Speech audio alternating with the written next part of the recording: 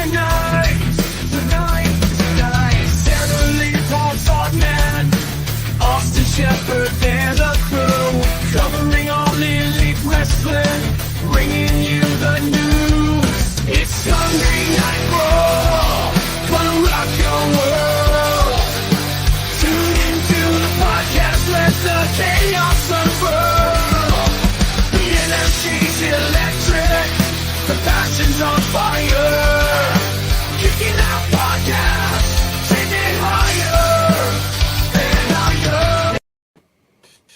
What's going on, everybody? It's Sunday night. It's April 14th, 2024. A brand new episode of the Kicking Out Podcast, streaming live on the Kicking Out Podcast Facebook page, X channel, and YouTube channel. Hit the follow, hit the like, hit the subscribe, hit the notifications bell at Kicking Out Pod on all social media platforms. And if you're listening on your favorite audio podcast platform, give us that 5-star rating and review, and make sure you're subscribed and followed to the pod as well. I'm your KOP predictions champion, Tanner Lee, along with my co-host, Paul Zartman, the rated PG-13 superstar, and the Shep who says it's Sunday Fun Day times 8. We're just going to keep on that going until we get to like 69. 69. Perfect. I almost thought I would break the streak and I was going to be the rated hard chicken hawk. But I'm going to leave that for Cope, Briscoe, and Eddie Kingston, but maybe the greatest trio name of all time. Yeah. What the?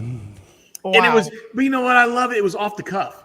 Yep. Not one person in that whole group knew that he was going to say that, and it went over like a lead balloon, but it didn't matter. It was $1 million. And Stokely apologized to Kingston, saying last time he saw him, he smelled like Marlboro Burls and Burger King. I mean, look, if you're going to look at Kingston and say, I was going to say Newports and McDonald's, but hey. Yeah. Either works. Oh, I better get some wrestling on my background here. Yeah, I just thought that. Yeah. I mean, you know, that's what happens when you show up to work late. This is work? Sure, I guess. I don't know. Is it? I don't know. We are back with the pod this week. Last week was the our first watch along, which was a blast. This was a blast, even though it wasn't our company. No. We'll talk about WrestleMania Night 2.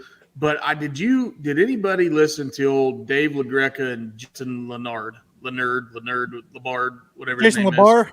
Yeah, on Thursday. I did not. LaGreca laid down the gauntlet to SiriusXM. Oh, He gave them 6 months. Oh, And in 6 months, if they don't have busted open 24/7, meaning a 24/7 channel, I don't know what the hell he's going to do because he's probably can't go anywhere else to make the money he is. But I do love the passion he has. But I was just thinking, part of that 24/7, he needs an AEW show. He does. yeah. I know myself and 2 other jackalopes that would probably want to fill in an hour or 2. Sure. So I don't know. Tanner, you probably should do your magic on the old Twitter machine and start tagging. And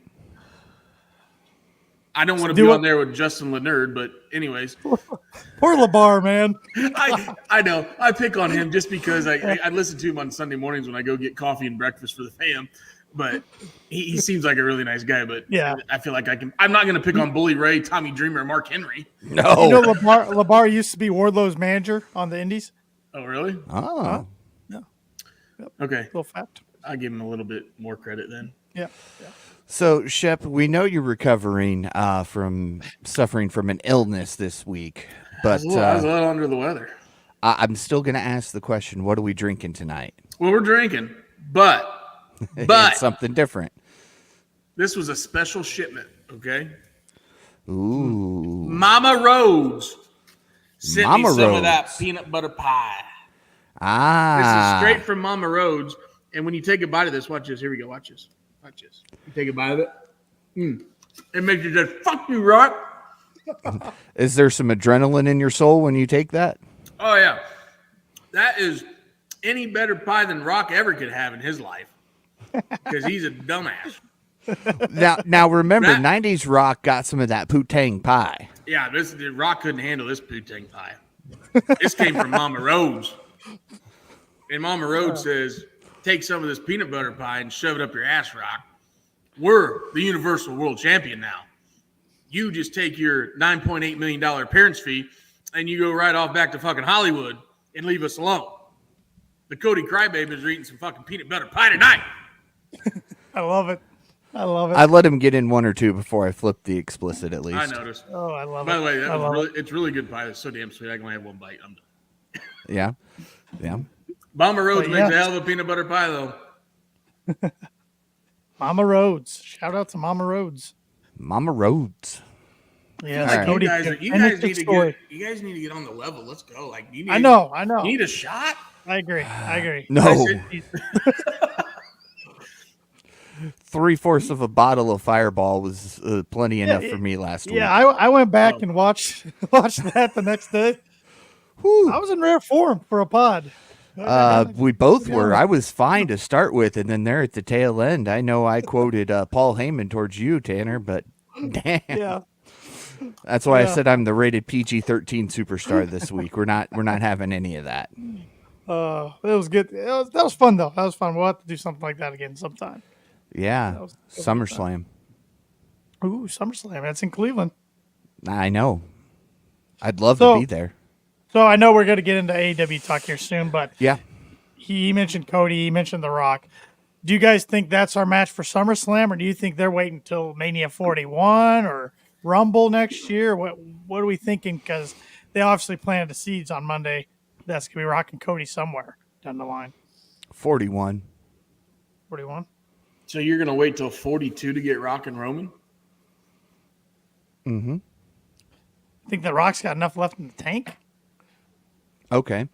Well, see, you don't want to do SummerSlam because they're already planting some seeds on something else that I feel is going to happen if you watch SmackDown. I fast forward the majority of it, but watch some key points. Yeah. I feel, but I will say, here's my one thought. Solo's like 0-42. So how can he say with loss there needs to be a change and then attack him? I don't think it'll. I think it'll be Solo and Tama Tong against the Usos. SummerSlam.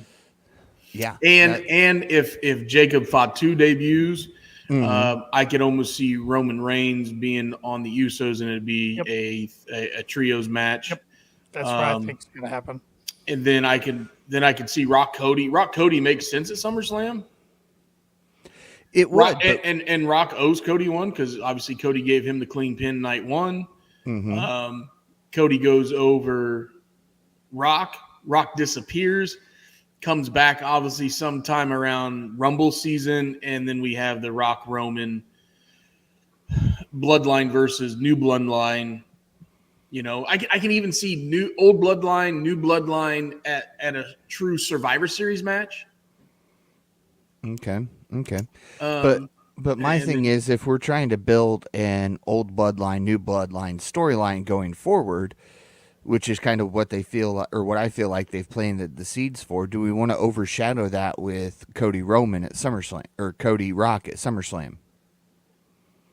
Well, because you're only going to have a trios match, and there's obviously more lineage that is out there that can come and perform, and maybe they show up, and then that's why you get a true Survivor Series match. Because there's more than Jacob Fatu and Tama Tong out there. Oh yeah, absolutely. So, and you got the Usos and Roman, and they start going back, and all of a sudden you get Cody on their team, you get Seth on their team.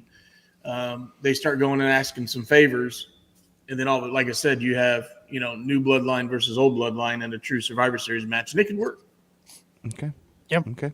Yeah, I think they could bring Roman back actually as a babyface. Yeah, and it'd work just fine. I 100% agree. Well, yeah, I mean, they sent him home crying. They had him stop at the top of the stage and kind of have that breakdown. So that could set up the babyface turn. If you think about, I know the guy doesn't work every week, but neither does Tanner. But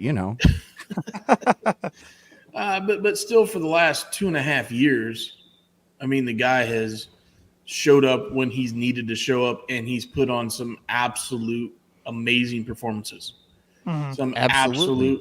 absolute banger of matches, and you can't harp on him for wanting to stay home every other week or whatever. So, yeah, I think the crowd enjoys him. I think he's over. So if he shows up on the side of the Usos, because obviously we're going to get a Jimmy and Jay reunion here sometime soon, and he shows up on the side of his cousins, yeah, he'll get a pop with the Yeet. Yep, 100%. 100%.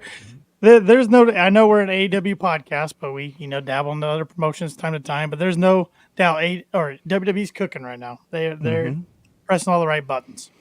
And Tanner, with you saying that, I'm going to take this time, and you can clip this into a short and put it on Twitter and tag people and do whatever you want to. Every week, Tanner, you've got some wrestling on behind you. Yes, And sir. unfortunately, or fortunately, however you want to look at it, it's WWE. Now, Tony Khan, if you get us a streaming platform deal worked out here where we can go back and watch the old pay-per-views on demand and things like that, we'd be streaming AEW every week on KOP. 100%. I have no option right now. So Tony Khan, get us that streaming platform yesterday. I know you didn't ask, Paul, but on my background, I have Backlash 2004. Ah, okay. So that was one of my favorites growing All up. right. It's most known for Foley against Randy Orton for the Intercontinental title, and kind of broke Randy out of a shell there. So yeah. Is that a Benoit sign behind you? Fortunately, it is, and I am shocked the network didn't take that part out. No, I am too. That's why I was shocked that it said that. And here comes Shelton Benjamin. He's still a free agent. He's still, he is. He didn't. Did he have any independent showings around? I haven't really seen anything. I don't think so. I didn't think I saw him anywhere. I always thought he was one of the more underrated wrestlers of all Oh, time. absolutely. And I thought the independents this time around Mania was basically two companies. It was GCW and all their spinoffs, Rev Pro, and three companies, and then Stardom. Yep. Yeah. Other than that, I did not see. If there was, they were farther away from Philly and they were stretching, but pretty much GW just owned the indies around. Yeah, they did. And I don't know if you guys have seen it, and I should have sent it to you. Speaking of GCW and WWE, Matt Cardona finally took on Blue Cane in a match. I saw that. And there was a run-in from Zack Ryder. And the kid actually kind of looked like a skinny Zach. That was the best part. It was entertaining. I enjoyed watching that. For the wheelchair spot through the table. Yes. Yes. What a callback. Oh, yeah. It was some good stuff from them. Yeah. So for sure. But before we get into our AEW coverage for the week, we've been teasing it on social media for the last couple of weeks, wanting everybody to get into a contest. We have 2 free pairs of tickets to give away for Dynamite coming up this Wednesday in Indianapolis, Indiana. So without further ado, I got a wheel for us to spin here. Okay. With everybody that got into it. Let's see if I can. First off, how many entries did we have total? That's a great question, Chip. I didn't count. I was just going to spin it and let it land twice. Okay. 1,000. I love 1,000. 1 in 1,000 chance, we got boys. 13. So, yep. So this was across right. X, Facebook, and Instagram. So we will spin it twice and see who wins. And our first winner. Dun, dun, dun.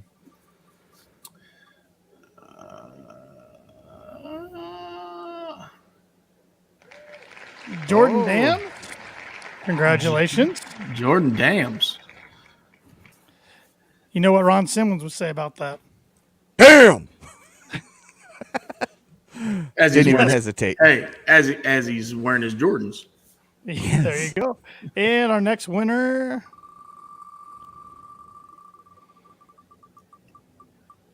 Oh.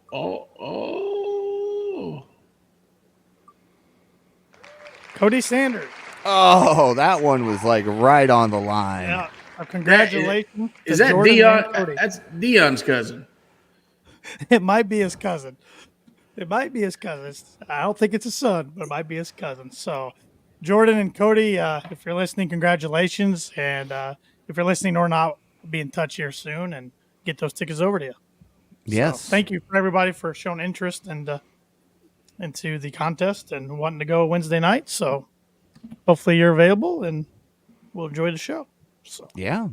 And if you are not available for whatever reason, please let us know before we get the tickets transferred to you. That way we can get somebody else picked out. That way these can be used. Yep. So awesome. But interesting week in AEW. Wouldn't you guys say? Yeah.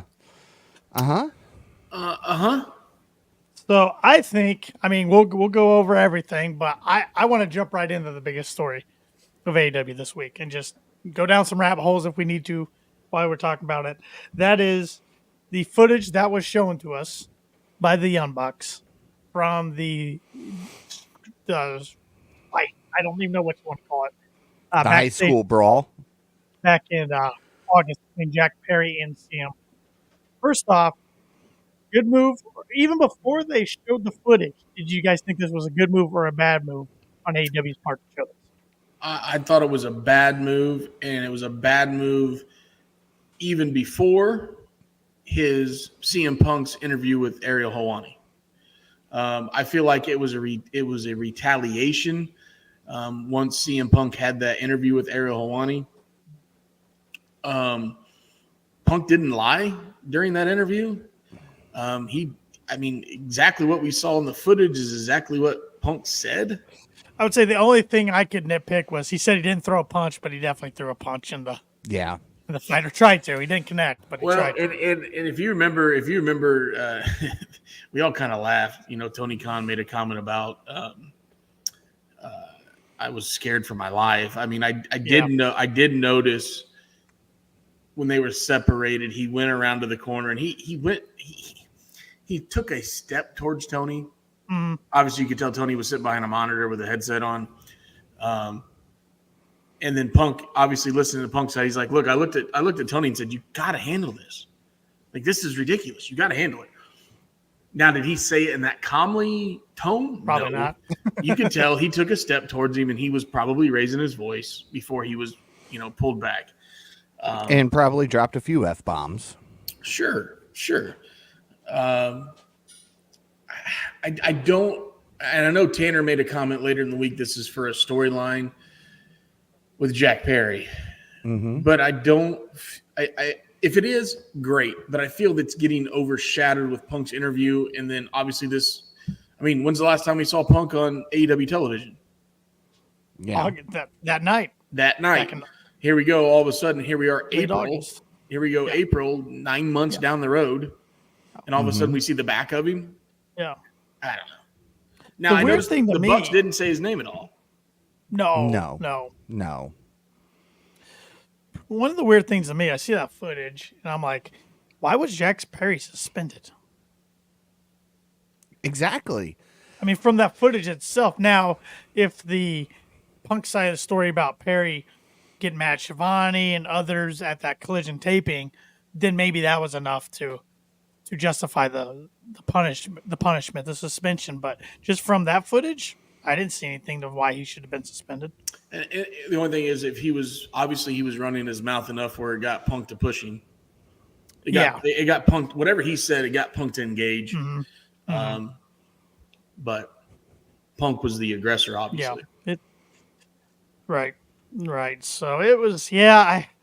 It didn't get the reaction I don't think A did. It was definitely a negative reaction on the IWC, but it did get them in everybody's mind and in everybody's mouth as far as, everybody was talking about them. So it's one of those things. Is bad publicity bad? Yeah.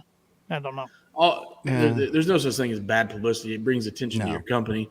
But I look at veterans, like if you listen to Bully Ray the next day on Busted Open, it was not good. I obviously take his opinion very highly. I didn't listen to if Mark Henry said anything on Busted Open, because obviously Mark Henry's an AEW guy.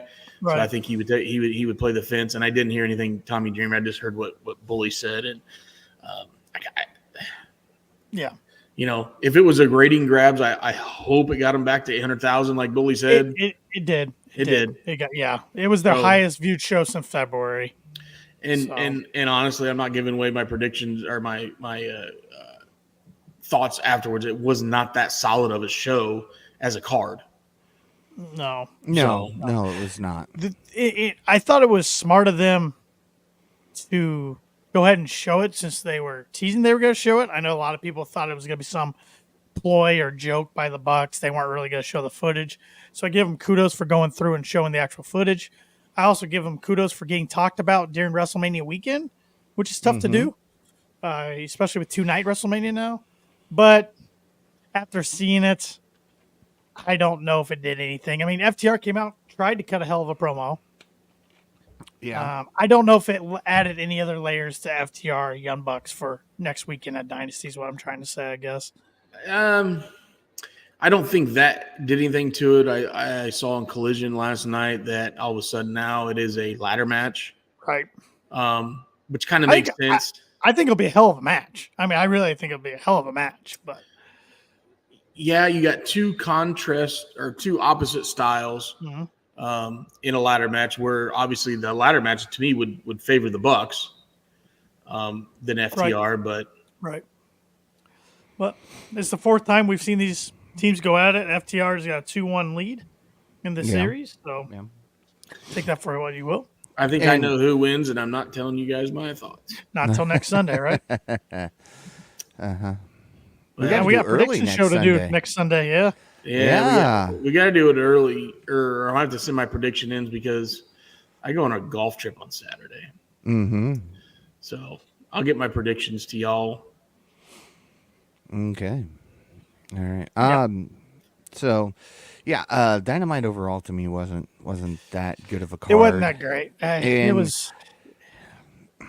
I agree. Go ahead, guys, with your takeaways. I kind of let's switch it up a little bit instead of going match by match. What were your takeaways from Dynamite? I guess. Yeah. Well, I agree with you. This was for storyline because if you watch, even though he doesn't fully show it, Matthew is wearing a scapegoat shirt. They refer to Jack Perry by name. They refer to him as being the scapegoat of the whole situation. He's got the shirt on. This is definitely setting up for Jack Perry's return. And the more I've sat and thought about it, after seeing the outcome of the Chicago show for New Japan, I am 100% thinking that it was the right move to show the footage because it puts Jack Perry back in AEW's mind. Yeah. It says, he's still here, regardless of the fact that he ripped up the contract. I think if both men were gone from the company, we would never have seen this footage. Right. No. Yeah. I think there was some legit feelings hurt and frustrations between Tony and Jack, but never once did I think he wasn't a member of the AEW roster anymore, I guess. Right. And so I think that definitely tells us that this is how you bring Jack back to TV. Yeah. Because what it did is, I think, and you guys can both call me crazy or stupid or whatever, and we already do that. Our watch-along buddies sitting beside me who will, probably tell me the same thing. I call you we crazy. We got it running. I think if the Bucks hadn't shown, or AEW hadn't shown this footage Wednesday, Perry would never have gone over with the Chicago crowd the way he did. His entrance was ridiculous. That was awesome. Yeah, it was ridiculous with the Chicago flag, the SWAT. I mean, the Cry Me a River on the back of his jacket. Yeah, the scapegoat mask, full throttle. He's leaning into it. Yeah, big time. But I thought the crowd reaction was pretty fascinating. I mean, it wasn't all booze. It was about 50-50. It was. I mean, but I sit and everybody talked about commentary. The IWC went mainly to commentary's reaction. Sure. And Tony Schiavone's Tony. reaction, Taz and Excalibur didn't really seem bothered. Tony seemed like he was very bothered by this. And as far as saying, Tony realizing that it's just WCW all over again and they're going to be bought by TKO by 2026 or 2025 or whatever it said. I don't think people remember how bad WCW 2000 was. No, and the picture they used from that was during a god-awful segment that just everybody kind of reacted the way Tony's face looks in that picture. Wasn't it 2020 Bash at the Beach? It might have been. The Russo one? Yeah. It was that the one they compared Tony's picture to was either that or Great American Bash, but I think it was Bash at the Beach 2020 or 2020. 2000. Sorry. I knew what you meant. Yeah. I knew what you meant.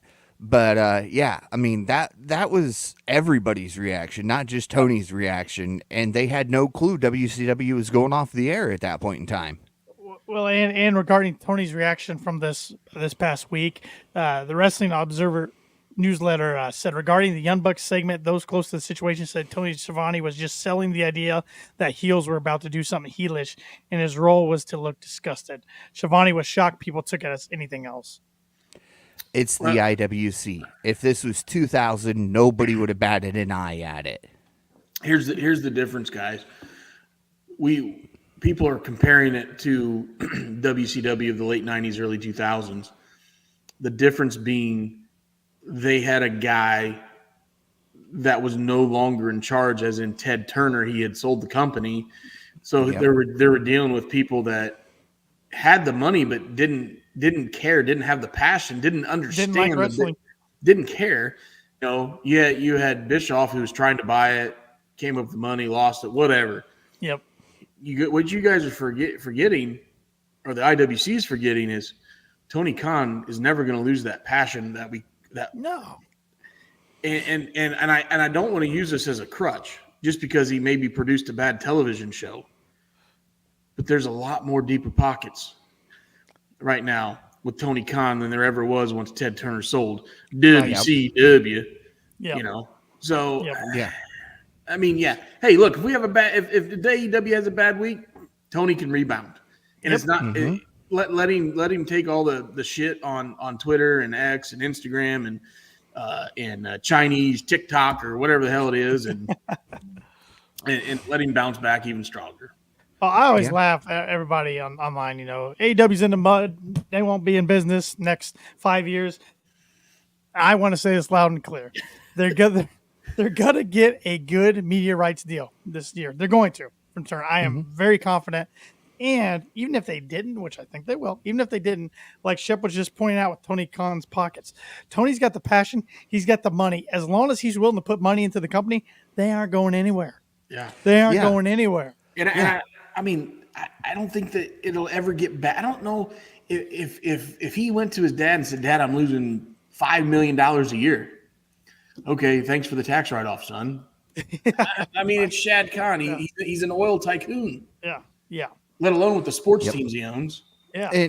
And see, in my opinion here, and this is just me, the IWC has been against AEW since day one because they landed on a Ted Turner product being TBS and TNT for their TV deal.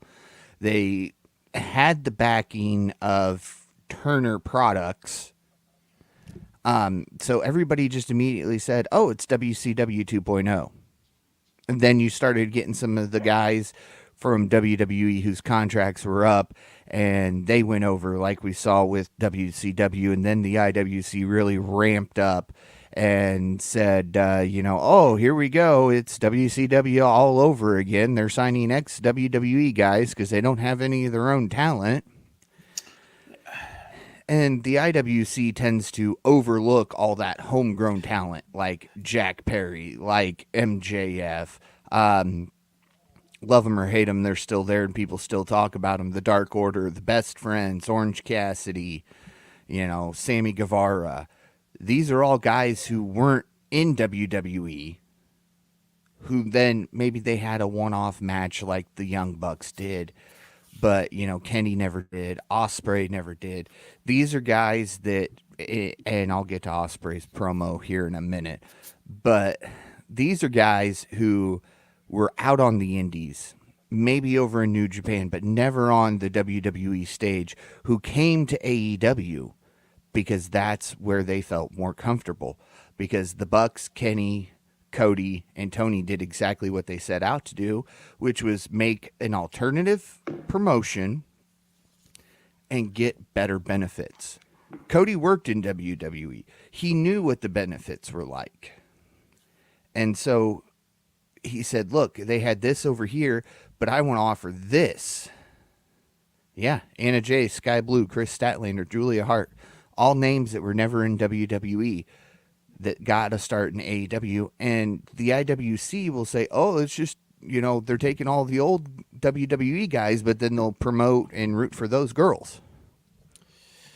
Yeah, when AEW became a thing in 2019, American wrestling specifically really needed another promotion because the WWE product was trash. So AEW started at the perfect time. Is it as popular as it was probably in 2019? Probably not. But I think some of that is because WWE is so hot right now. Well, look what it did for WWE. It made WWE open their eyes and get off their ass and say, exactly. hey, let's put some pen to paper, and we got a little competition now. We're going to get our ass kicked. Yep. And I laugh at people who want AEW to fold because I'm like, I don't think many people, or at least talent in WWE, want them to fold because they know when you have two hot products, it's the best thing for everybody involved. It's great to see talent jumping back and forth, getting paid as much money as they can. That's good for the business. And for a long time, we didn't have that. TNA was hot for a little bit, but they cooled off pretty quickly once Hogan and Bischoff got involved. But yeah, shocker. Yeah. Got some good comments here. Got Stephen Chambers on YouTube said TK needs someone to help him as handling control of backstage and helping with booking. Hire Scott D'Amore. Could help getting TNA wrestlers like Motor City Machine Guns, Kushida, Steve Macklin, etc. I don't think D'Amore would be a bad hire at all. I don't either. You talk about a straight locker room leader. There hadn't been a locker room leader like him since Paul Heyman in ECW. Yep. Those guys in TNA or Impact or whatever you called it when they let him go, those guys were absolutely gutted. Absolutely gutted that they took their leader away from them. And look what the product's been since he's been gone the last few months. Crap. Yeah. Yep. Majin said he's been clamoring for D'Amore for the longest time. And Majin always says, do we really want another WWE monopoly? We saw how shit the business as a whole became when it was only WWE. He's right. Yeah, they got complacent. They got soft. Mm-hmm. We saw who shall not be made's booking at the time. We saw those Monday Night Raws like 5 to 7 straight weeks of rematch after rematch after rematch. Yeah. You remember when they got that way? It was, and again, I think he's amazing. But you had Paul Heyman at Raw and Bischoff at SmackDown, or vice versa, and that lasted a whole 3 weeks. Bischoff never showed up. Yeah. Absolute train wreck. Yeah. Yep. But what was Majin said D'Amore would probably bring his girlfriend too. They're probably a package deal. Okay, fill me in here. I don't know who D'Amore's girlfriend is. I'll have Majin do that because it's slipping my mind. Mm-hmm. But Shep, you were saying?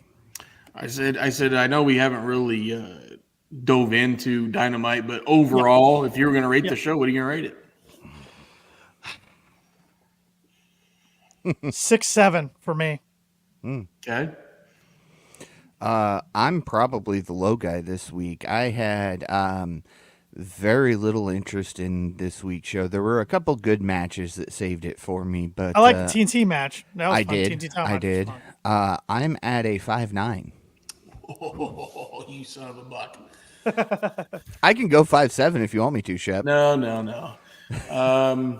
I was at a 5-9, but I can't be 5-9. So just because exactly what you said, the TNT match saved it for me, I'm going 6-1. Okay. I thought that was a great way to start the show, even though technically we started the show with Swerve attacking Joe, which was fine because it set up the main event later. Yeah. But I thought Pinta's gear was awesome. That blue gear. I yeah. always think he has some of the best gear. I know Majin and I were talking about that on Twitter the other night, but that blue gear looks sharp.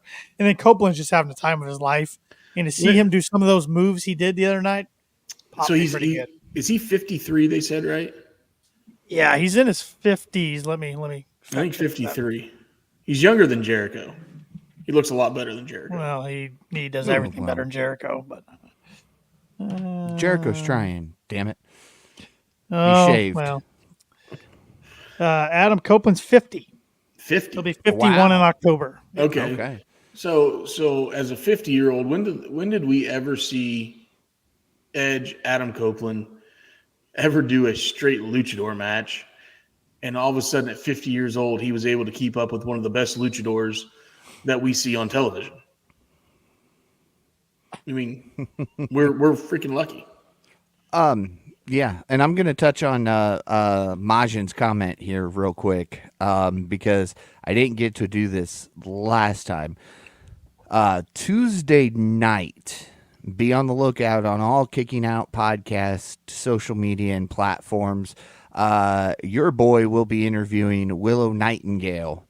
So that will be coming your way Tuesday evening, Tuesday night at some point, maybe even into Wednesday morning. And I'm going to ask her if she really wanted a shot at the TNT championship or if she's just waiting for Julia Hart in that TBS championship. So we'll get you some answers there, Majin. Yeah, that's going to be a fun interview. You did a great job with the Sky Blue one, so I'm looking forward to hearing this one. Yeah. And the craziest thing is, normally in the past, as we know, I work in radio, and a lot of these things happen because of radio. But in the past, I've always had to reach out to them. This year, they reached out to me. So, as they looking should forward be. to that. That's what they need to do when promoting these shows. Yes. Get to your local media. Get your talent in front of local media. That's what they need to do.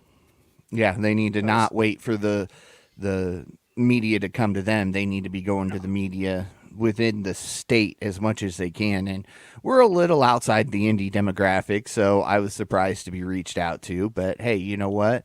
Hopefully the guys enjoying this that promotes it. So hopefully going forward, this will be a reoccurring thing with them. Yeah. I saw on WrestleTix that the ticket count so far is a little down compared to last year, but we got a couple days left, so it might spike up a little bit. But I thought it might that's spike pretty up typical for. I thought it might spike up spots. after Collision, because I thought Collision, they announced some really, really big matches, exciting matches, something that I think the card is obviously a go-home show to Dynasty, the Dynamite go-home show. I thought it looked really, really good. Which I've noticed that, I mean, typically, and he threw us for a loop this year, Shep, because I thought you figured something out, because usually AEW was coming to Indianapolis whenever the Jaguars played at Indianapolis. It was the past. You figured that out, and then he threw us for a loop. For a spring show. But I also will say, it seems like every time he comes to Indy, or every time they come to Indy, it's either a go-home show for a pay-per-view or the Fallout show from a pay-per-view that just happened. It seems like it's always one of the two for some reason. So yeah. Yes. Now, hey, I'm saying take TK next November when the Jags come to town, or October, whenever they come to town. You want to have another show? I'm sure we can go ahead and put that arena again together. Or just come to the Coliseum in Fort Wayne. That'd be cool. Well, that's a little farther drive down there to watch the old Jags. Although, hey, Tanner just doesn't want to drive. What's the pay-per-view into September and October? Is it Wrestle Dream? So September would be All Out, and October would be Wrestle Dream. Yeah. Okay, October Wrestle Dream. We can put you can put 10,000 people in Cambridge and have a really good show. Mm-hmm. They already announced where all the pay-per-views are. Oh, they did. That's right. Yeah, that one's in Tacoma, Washington. So probably not going to make that one, guys. But I think I know. Not. I would not be shocked if that was Bryan Danielson's last match as a full-time competitor in AEW out there in Washington, where he's from. That wouldn't shock me one bit. Who's it against? You're putting me on the spot already, man. Yeah, because there's two guys. There's two guys that come to mind. Well, we're gonna get him and Nigel eventually this year, and I think we get that at Wembley. Yes. Who's that again? Oh man, man, I don't know. Who do I want Danielson against? Danielson Osprey would be fun. Well, we'll see how that goes next week. Yeah, I know, but I think there's two guys right now. One is Okada, being his last match. The second one is Omega. Oh yeah, Kenny. Yeah, I always forget about poor Kenny because he's been on the shelf with. I know he's got to get he's got to get that diverticulitis. Yeah, that's done, some serious crap. So, yeah. But speaking of Osprey a little bit, since his name came up, what'd you guys think of his promo? Bruv. I thought it was fun. All right. Okay, Shep, you go ahead. No, you go. You're ready to go, Paul. I want to see your side of this before I get you to do the. Oh no. Sandra, you might want to get that button ready because I'm on it. Guys in podcast world, I don't have that button. They don't give me that power. I would if StreamYard allowed me to have 2 or more users to do it, but you don't need me to have that. Okay. Keep scrolling. Showing on something. Sorry. So here's my problem. We've already seen the Monday Night Wars. I don't want to see this crap again. I get the subtle jabs. That's fine. But every week, somebody on that damn roster is going out there and they're saying WWE sucks. And we got Osprey calling them by name. Just get back to your fucking roots. Focus on being AEW. Let WWE go. Don't worry about them. Who cares what Paul Levesque said about you, Osprey? You came to AEW for a reason. Who gives a shit what this guy said about you? Just get out there, show them why AEW is better. Quit getting on a mic and saying, this is why AEW is better. Show me that. Make me believe it. You can go out here and say, this is where all the best wrestlers wrestle. Prove it. I agree with you 99.8%. The only part I loved about that is when he said that you were rubbing up on the boss's daughter. The way he said that in his British accent, it made me laugh. Okay, I'm not gonna lie. That I enjoyed, but now listening back, I went back and listened to the Pat McAfee interview with Paul Levesque. Okay, he didn't necessarily come out and say it was Will Ospreay. It could have been Okada. No, he did not. You know, there was Okada, it was Mercedes, it was Ospreay. There was all those signings about the same time. So if Will took that personal, okay, I get it, but he didn't necessarily go after Will. Now, Will has a point. I'm the only son of a buck traveling from the UK to the States every week for a show and then turn around going home. Okay, if you want to do that, that's your prerogative, and yeah, it's a grind and more power to you, but doesn't necessarily mean that the biggest booker in the world was making a comment about you. Right. But he took it as if he was. So and I loved it. He come out and he said, Tony Khan says, I got 5 minutes and TV time ain't cheap, bruv. Yeah. I popped for that, and I popped for the grinding on the boss's daughter. Other than that, the rest of it wasn't needed. Hey, you know what? I guess I'm gonna take my professional wrestling fan hat off and put my AEW hat on because they're an AEW podcast. This was way better than the backstage footage shit. Yeah. I'd rather have Ospreay talking shit all day long than watching that stuff. And I love his passion. I love that he got fired up. So Majin here says, to be fair, Ospreay said he didn't want to do that promo first. I saw that report initially, and then somebody else followed up and said actually Ospreay was fine with doing it. Actually was going to drop a line about Punk, and then decided when they decided to air the footage, he didn't want to really make the show all about Punk pretty much. So Which he is dropped good. the other line instead. Yeah, they didn't need to make that show about Punk. No. I mean, it was enough. That was enough. Yeah. So, and also speaking of Ospreay, he was on AEW,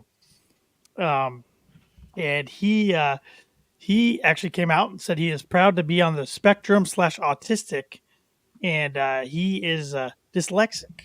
He can't read. Oh. Hey, welcome to the club, bro. Yeah, he said he had to have somebody read him his AEW contract in details when he went to sign it. So very cool to see him come out and speak on that. So Yeah.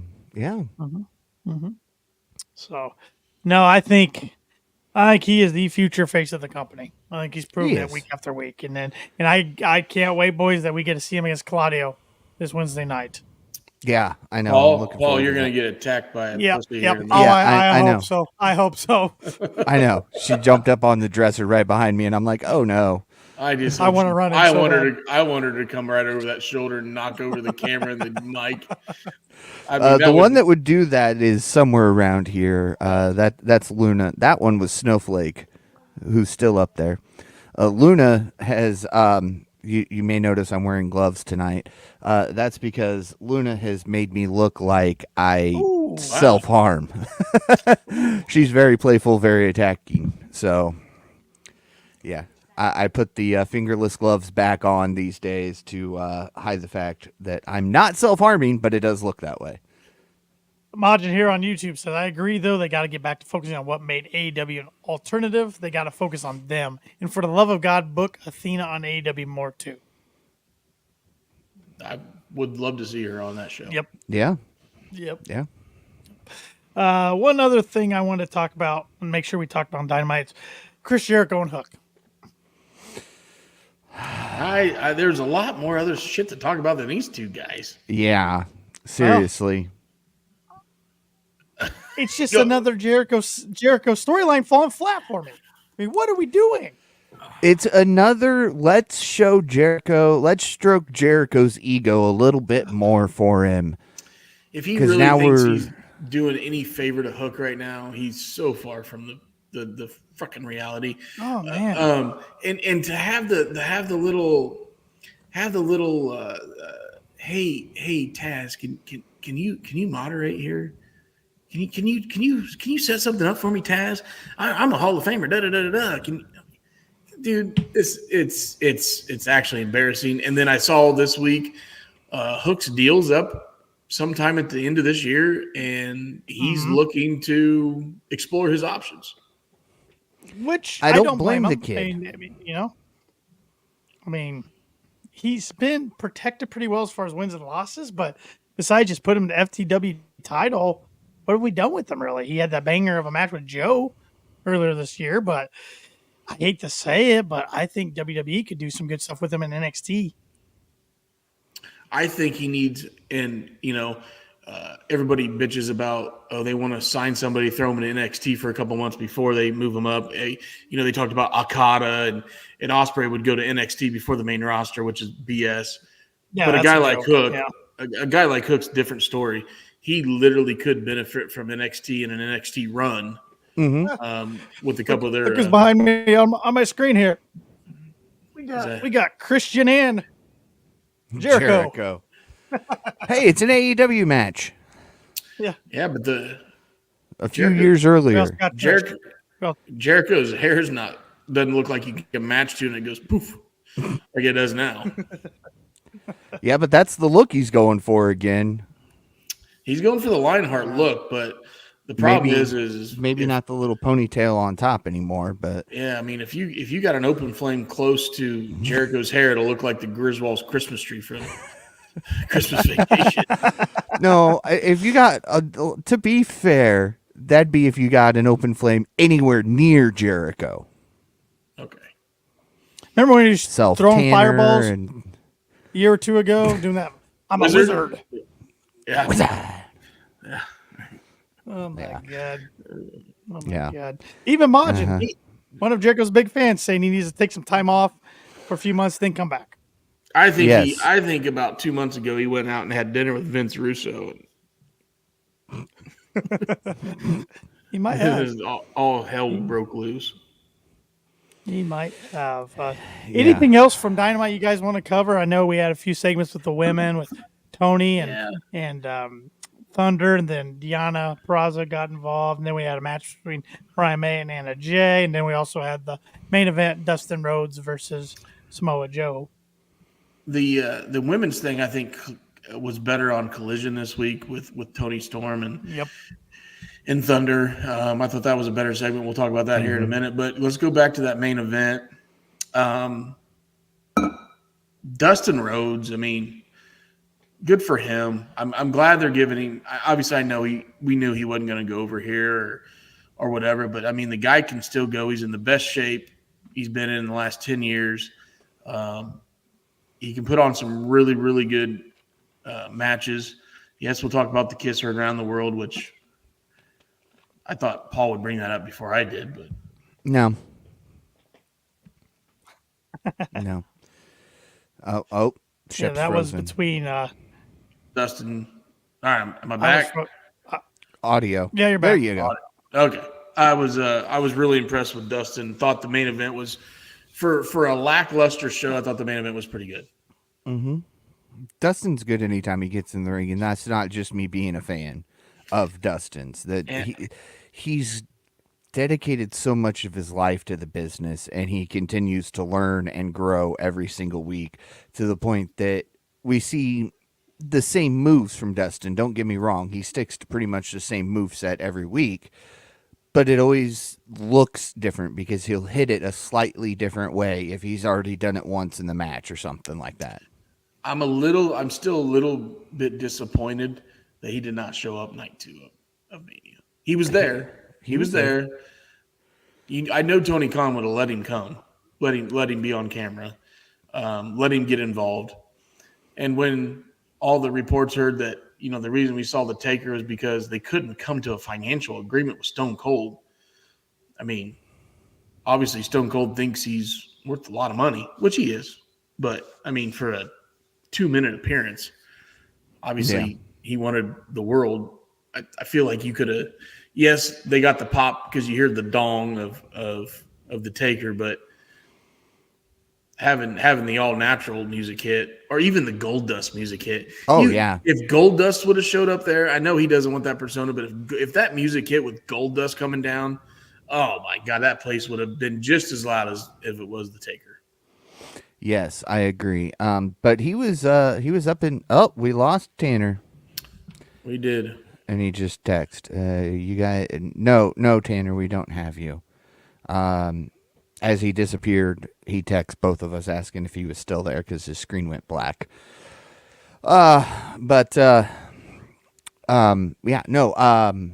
was up in the rafters, as I'll say, because they were pretty far up there. Celebrating with Ricky Starks. Ricky Starks and who's the other teacher with Dustin? QT Marshall. QT Marshall. Yeah. A good old QT hanging out in the skybox. But the Taker thing to me, I know it was Taker showing up at Mania. Everybody goes wild for that. Well, yeah. But like we talked last week we didn't talk about it in the podcast. We texted about it. Taker was the only one that didn't make sense. Cena showing up made sense. Rock obviously made sense. Seth coming out with the Shield music made sense. Of course, I kind of popped for that. I thought maybe Moxley got a one-off agreement. A lot of people thought it was Moxley when they heard the Shield. A lot. I tried to add you, Tanner, and you hit it. Sorry about that. That was weird. My Chrome just crashed and kicked me out of everything. So that was fun. But we're just talking about Taker and him being the only one that didn't make sense. And That's what I was going to bring up. So I'm glad you guys are talking about that. and we touched on the fact that a lot of people thought when we heard the Shield music that maybe Moxley got a one-off deal. I thought that too, and then I'm glad he didn't. Just because I don't know, I just feel like that would have lit Daniel on fire. Moxley wouldn't have done that. Moxley wouldn't have wanted to be a part of that. Yeah. And speaking of that, a few weeks ago, I don't know if you guys heard it. Santana, who used to be in AEW, was on the Chris Van Vliet Insight with Chris Van Vliet, and they were talking about Cody return to WWE, and Chris asked Santana if that surprised him. He goes, "No." He goes, "Cody's one of two guys I thought was leaving ever since AEW started." Wonder who the other guy he was talking about. Did he say? No, he didn't. He told Chris off air, but Chris never revealed who it was. I thought right away it was like Malachi, but he said like since the start of AEW. So would that be Jericho? Could be. Could be Jericho, and I would see Jericho going back just to make sure he'd get a Hall of Fame ring. I mean, he's deserving of a Hall of Fame ring.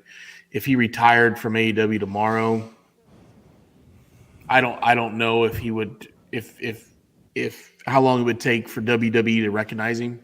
Yeah, So. and I know he and Moxley both signed extensions last year through like 2027, so they're gonna be with the company for a while. But that's the only one that kind of makes sense. So. Yeah. And Sorry, I still don't know if I'm I not believe what ignoring Santana everybody. said about he knew Cody wanted to go back since the beginning. I don't think anybody knew Cody wanted to go back until about the time he didn't resign. Well, maybe Cody knew. Yeah. And the reason is because they basically told Cody to go make himself. Yeah. You know, we watched all the documentaries that have coming out afterwards, and basically Cody says, look, they want to know part of me that he ended up with he finished the company with Stardust, correct? Yes. Yep. So he finished the company with Stardust, and when he left the company, they basically said, go prove yourself. Mm-hmm. And then that's when Cody Rhodes showed up in Ring of Honor in Japan, and he started wearing the suits, smoking the cigars, and Fuck the Revival. FTR, yeah. Yeah, he became the American Nightmare, and that was part of the deal to go back to WWE was I am coming back as the American Nightmare. Everything that was presented on TV, take it or leave it. Mm-hmm. So, sorry, I was looking at a blanket Logan has of Edge, and for some reason we got this for him for Christmas, but for some reason I thought all the pictures were of Edge, and it's like everybody he's taken on in his career in WWE. Cool. So like I'm seeing the Hardys, Rusev, Heath Slater, all these people, and I'm like, what? That's pretty cool. Yeah. That's pretty cool. Poor Rusev. Yeah. He, Senior Money in the Bank bagged more than a championship. The bisexual, what they call it? The bisexual Undertaker. Yeah, the bisexual Undertaker and the ravishing Russian. Yeah, and then I saw that. I said, people were asking, why are you calling him that? And they said he had sex parties with Matt Riddle. What the hell was Matt Riddle doing the other night? Being Matt Riddle. I did not watch him. Takes the L, so then he's walking down the aisle. He's all happy, high-fiving the fans. It's like, you just broke character, you moron. Like, I do not like that dude. That's because he knew he had a hand-rolled adult cigarette waiting in the locker room, and he's such an idiot. One or and he had some of Sarah's brownies, Sarah's treats, or whatever was that bakery that Punk went to. Mindy's. Mindy's Bakery. Mindy's Bakery. Maybe not open on Mondays. Yeah. Drew found that out the hard way. But did you guys watch Rampage this week? I read the spoilers. Yeah, you didn't miss too much. To be fair, I've had a very, very long week.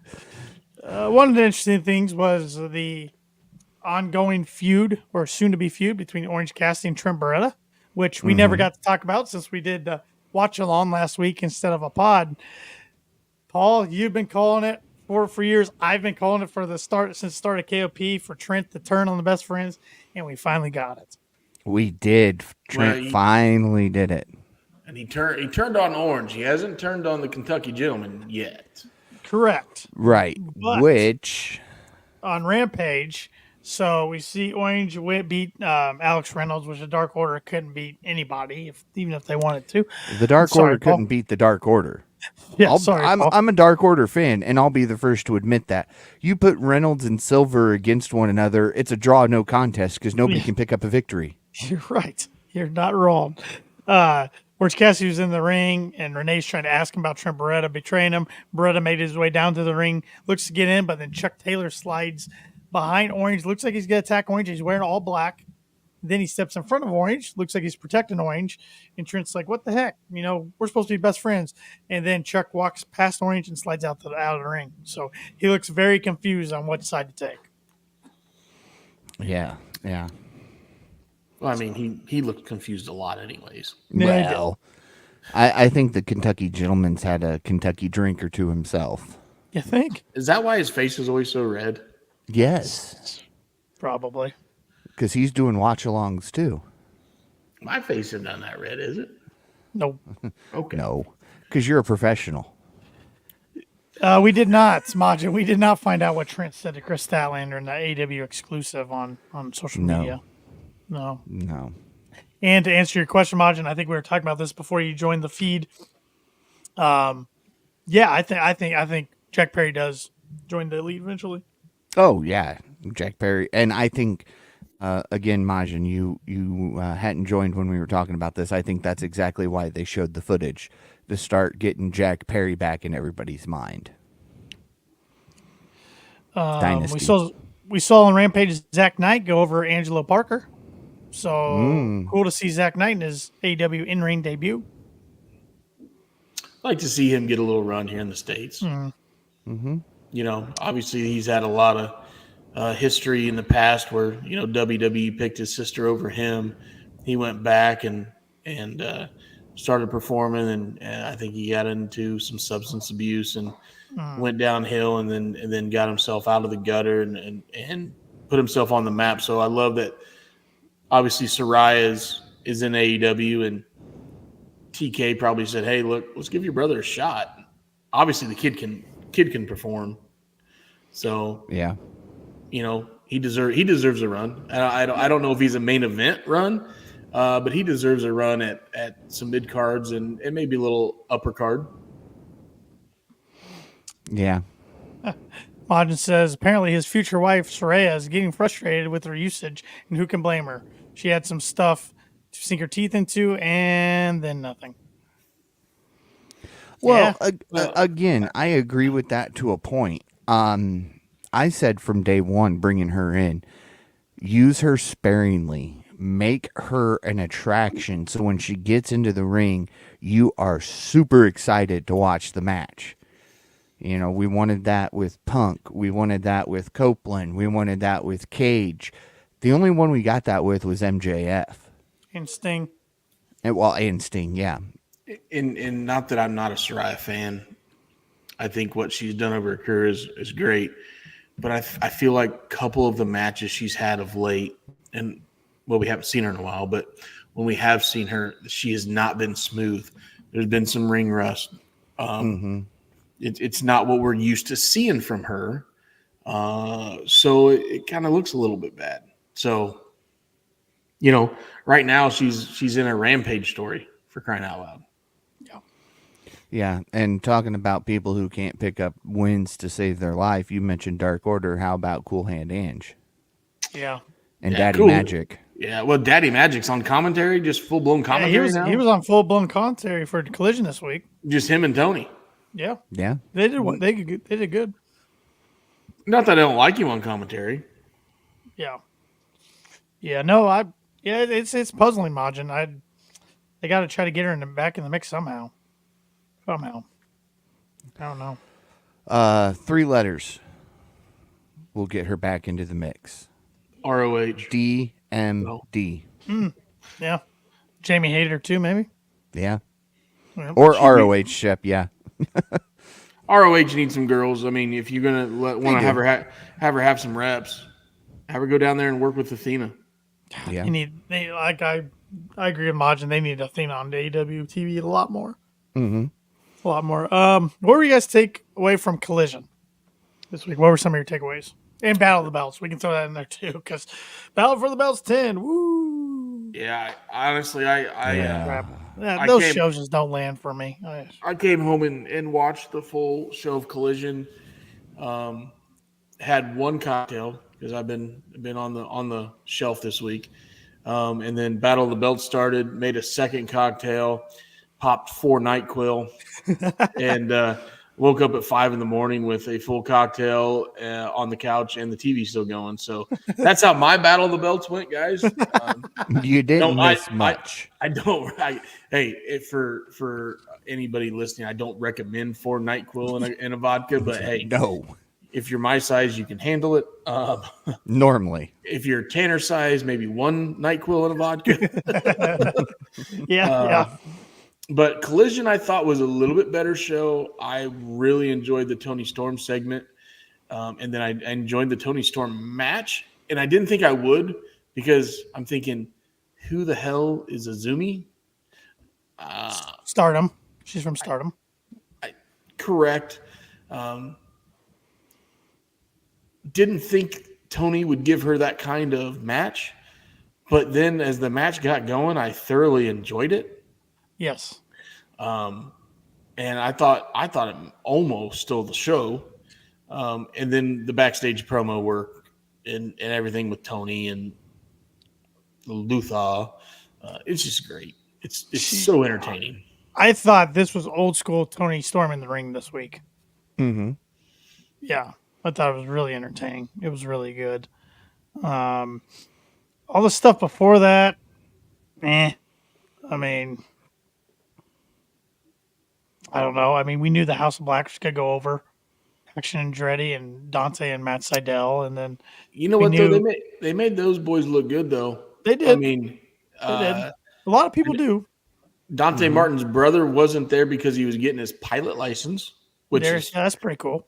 No pun intended from Top Flight. But I thought Dante Martin and Action Andretti against the bigger guys, they worked really well. But that just shows you how athletic Brody King and Buddy Matthews is. Oh my God! Oh, yeah. I mean, is he maybe one of the most athletic big men up there with Keith Lee? Yeah, 100%. The way he moves, He's got to be.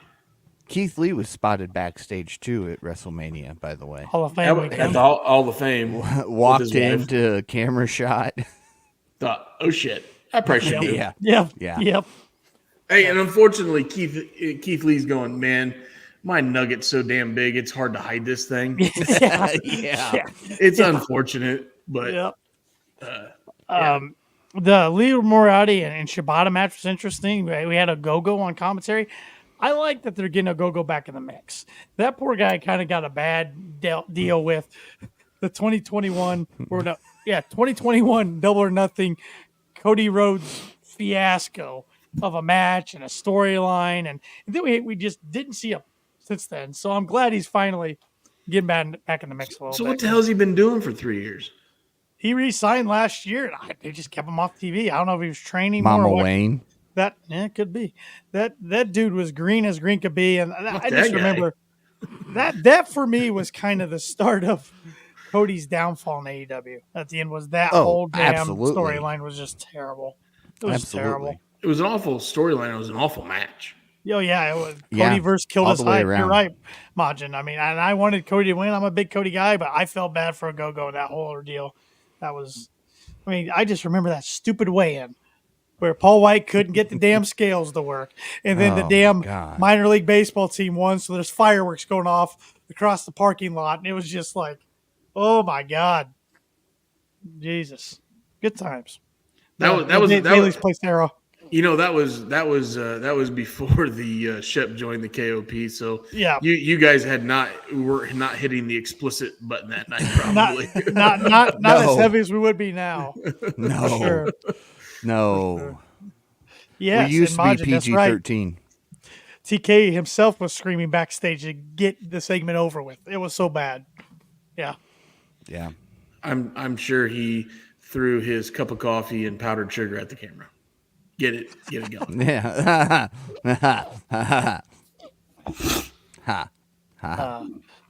But, Just joking, TK. But the main event of Collision was a good time. Blackpool Combat Club versus Kyle Fletcher and Powerhouse Hobbs. Yes. I am becoming a huge Kyle Fletcher fan. I agree. Dude's money. And he's Oh. young.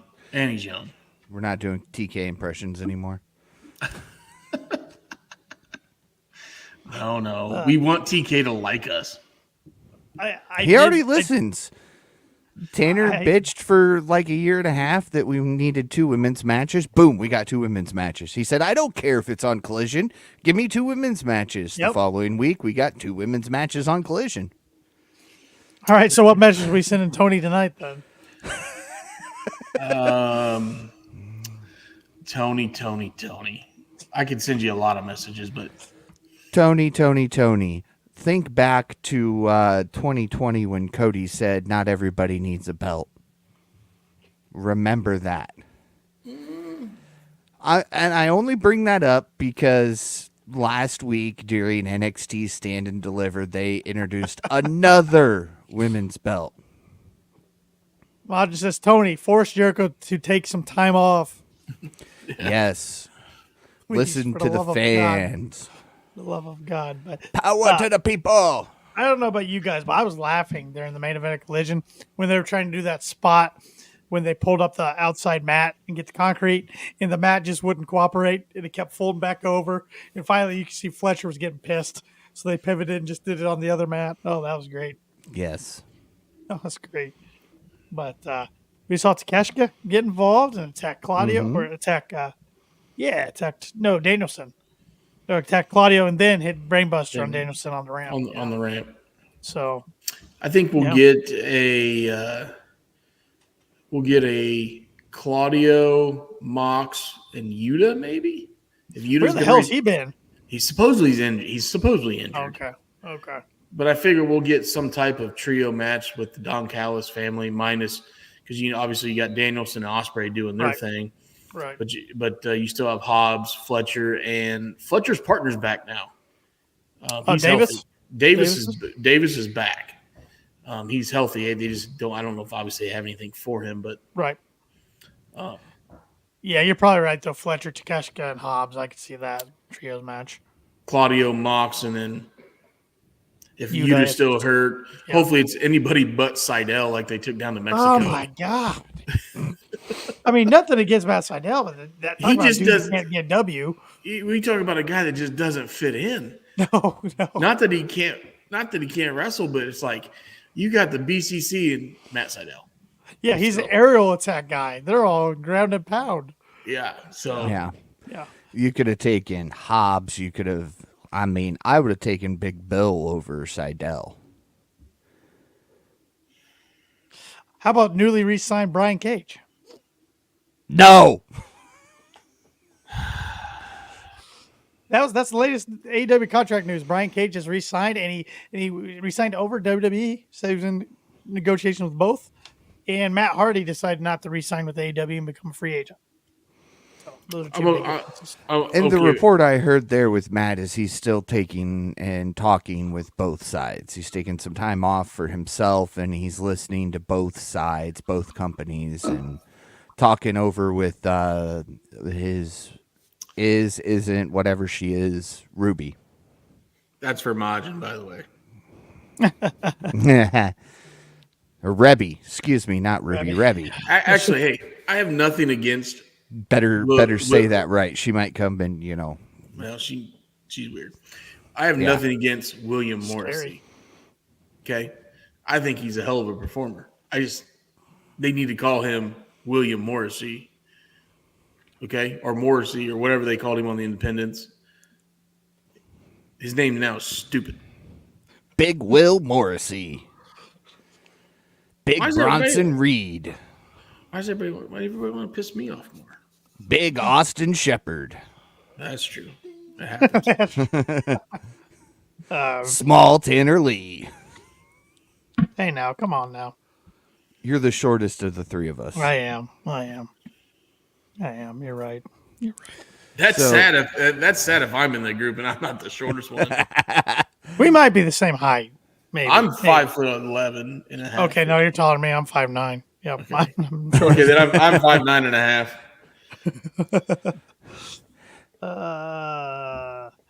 Majin said you're the La Greca of the show, Shep. Oh. I'm not gonna. I mean, don't Shep you likes start. that. Look at him. He likes that. Don't you start talking about my wife's pushki. She makes it. That's my pushki. Does your wife make pierogies? Pierogies. That's right. Pierogies, not pushki. I thought you were talking about. I thought we were going down the whole Wow. there, so. It's pierogies. It's his wife's pierogies. His wife has the best pierogi in the world. Yeah. I was just getting ready to have a run in, and then you started that, so I went, hold on. Cover the ears. Don't worry. Of the 4 joining AEW Wednesday night, that's the shortest of them all right there. Well, I mean, take age in consideration. I mean, come on now. He might be the same height as Tanner. Wait, how tall are you, Tanner? 5'9". How tall are you, Logan? About 5'4.5". Oh, okay, Oh, yeah. okay. He's like 5'4.5". Maybe He's 5'5". the size of Muggsy Bogues. Spud. Hey, the good news is he could get an AEW contract if he was 18 because he's taller than Tanner's all-time favorite Oh, Jesus superstar. Christ. We haven't talked about that guy in forever. God damn it, Paul. Who's that guy? Marco Stunt. I hated that son of a bitch. I hated him. Hey, fortunately, when I joined the pod, he was already way Yeah, gone. he was my Big Bill and Brian Cage. I was so sick of that guy. Every time we talk about him. He made Luchasaurus look good. He made Dino Douche look good. And you know what's funny? Marco Stunt's favorite wrestler of all time is Paul White. Yeah. Legit. I mean, does Marco doesn't even get booked on GCW shows anymore, I don't even know if he's in No, wrestling Marco's anymore. disappeared. which is fine with me. Yeah, thank you, Majin. I don't know too many people. You know, I was fine with Luchasaurus and Jungle Boy for Jurassic Express, then they added him. Nope. Who was worse, Marco Stunt or the Librarian? Oh, Jesus. Oh, man. Hey, at least, you know, Is Peter Avalon still with the company? I think he's on a part-time deal. The other librarian. The better looking of the 2 librarians is no longer with the No, company. Leva Bates is gone. But She's gone, and we haven't seen Cutler in a while. Is he still with the company? He's Oh, gonna yeah. be there Oh, because yeah. of the he'll be Bucks. there as long as the Bucks are there. He's there, and I will say that was one thing during the pandemic era I did enjoy was Cutler versus Avalon. That was Yes. entertaining. They That they had a match every week, right? well, they couldn't win. It was like draws all the time. Then finally, Cutler went over Avalon because they were the 2 longest without any wins in AEW when records meant something. And then he finally went over. Yeah. Dumb. So much right up there with Nemeth's brother. Oh God, yeah. No, there have been some dumb Yeah, ones. you know, that Nick guy sucks. Oh, you're talking about the other Nemeth brother. Yeah, what's his name? Mike, Bob, Chris, Dick. What is his name? One of those, isn't it? Kenny! What the hell is his name?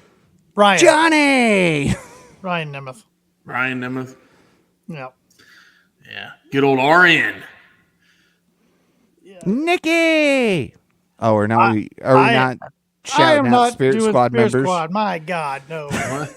What are you talking about? Ziggler was first in Spirit Squad before Oh, he was yeah, Ziggler. Yeah. Yeah. He was Nicky. He wasn't.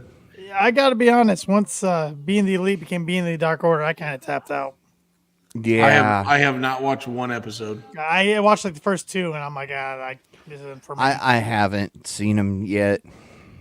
Maybe I one thought day. it was just like I thought it was a joke, and then like being the Elite was gonna come back after a few weeks. I don't think so. Yeah. I don't think so. You're what? You're right. He was also Kerwin White's caddy. I forgot about that. When Chavo Guerrero was Kerwin White, He was there was, Kerwin White's he was a caddy. really racist character. Oh, yeah. Yeah, I forgot about that. You know what? You can't get away with that nowadays. No, No. oh, that was No. There's a lot you can't get away with. You know what? If we had this podcast back in 1999 to 2004, the shit that we would have got away with, we would have been canceled a long time ago. Oh yeah. Yeah. We would have been canceled when the only people watching were Shep. Well, I mean, anybody. I mean, could you imagine if we had a podcast in the early 2000s and it took off? Like, if people knew what the hell a streaming and a podcast was back then, but Right. Yeah. and I mean, if you remember.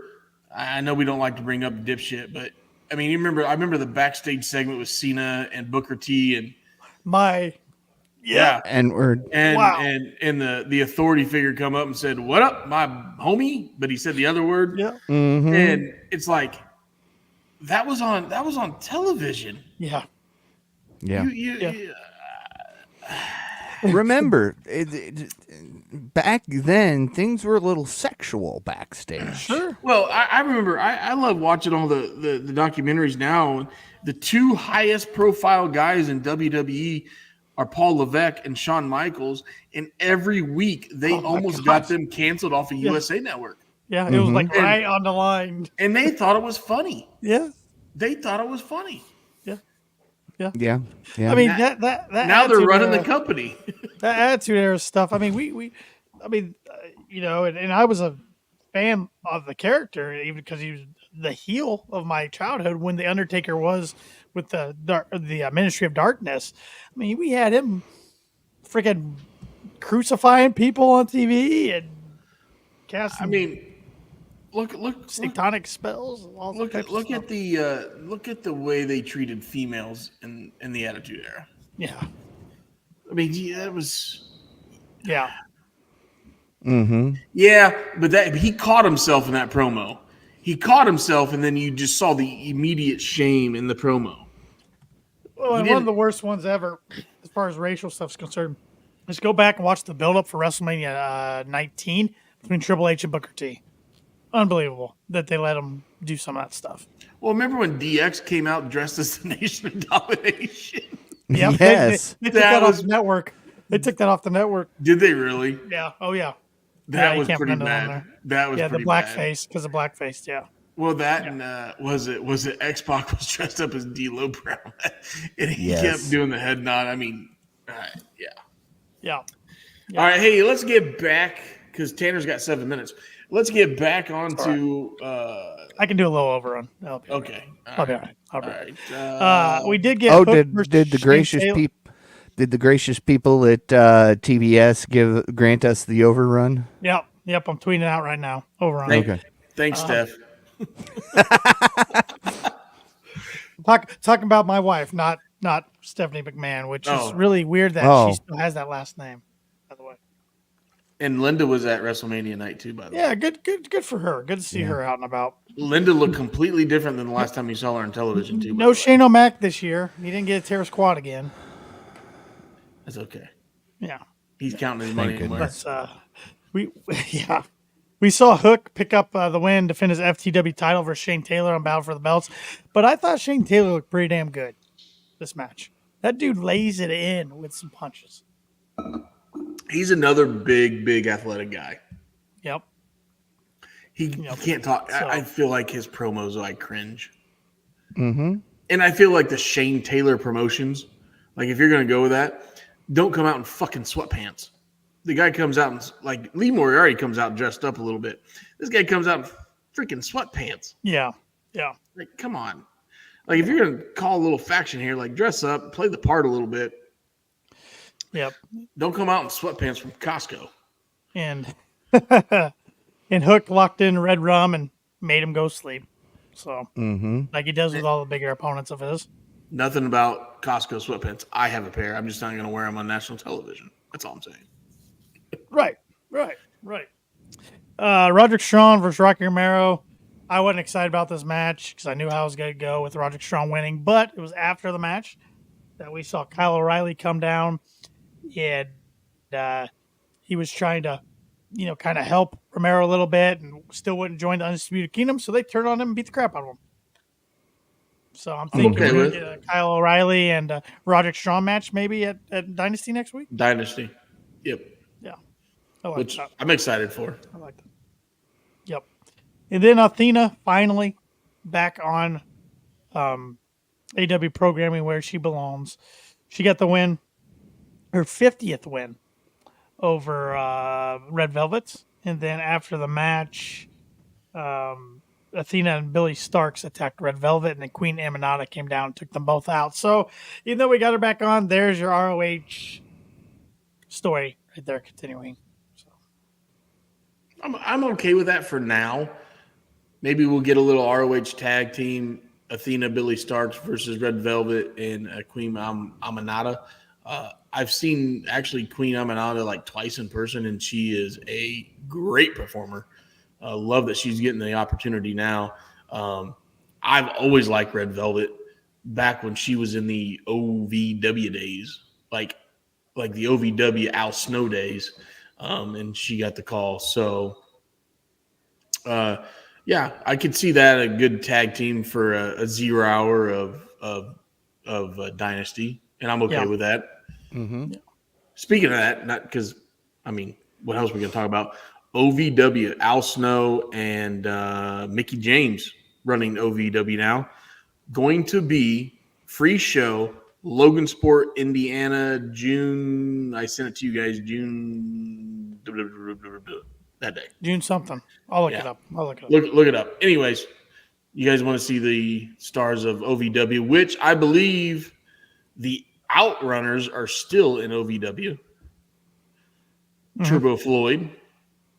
Mm-hmm. June 1st, 8 o'clock at Bonus Pints in Logansport, Indiana. Okay. I mean, like, you got to go. They got bonus pints. That means you get buy one, get one. You heard it here first on the KOP podcast. If you go to Bonus Pints, you buy one, get one. Use bonus code KOP. I have no idea. I've never been to that place in my life, so don't show up. I've heard it's a cool place. All right. We're going to get canceled one of these days with Chef just rambling off. We're good. That or we'll get sent a bill like, hey, you owe $80 for all these free pints you gave away. Yeah, Majin, Mickey James is helping with OVW now. Big pickup for them. Yep. He said he wants to see that gentleman guy, blanking on his name though. I don't know. The only gentleman I can think of is Jack Gallagher. That's probably not it. No, I think I know he's the guy, the gentleman guy from the Netflix doc show, and I haven't watched it in a couple months, but I know who he's talking about. I think they're gonna get another season of that. They should. I hope they do. It was good. Wrestlers was good. The Wrestlers was good. It was true behind the scenes.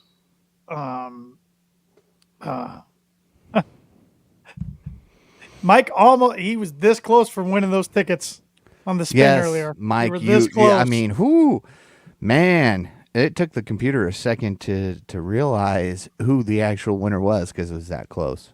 Yep.